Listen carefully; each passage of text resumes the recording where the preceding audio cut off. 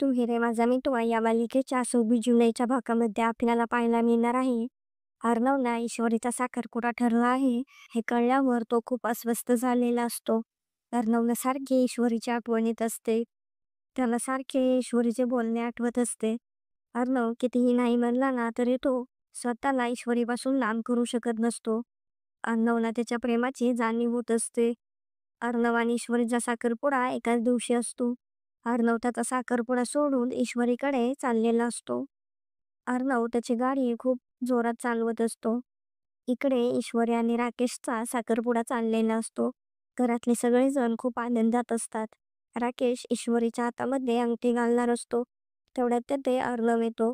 तो जोरात गाडीचा हॉर्न वाजवतो. अर्णव गाडीमधून खाली उतरतो.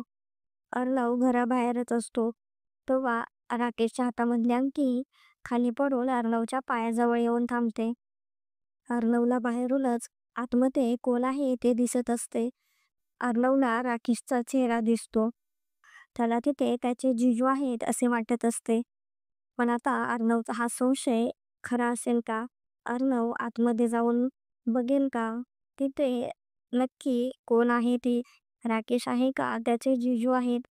अर्णवला तिथे पाहून राकेश खूप घाबरलेला असतो. तर आता राकेश अर्णवच्या तावडीमधून कसा वाचेल हे पाहणे खूपच इंटरेस्टिंग होणार आहे.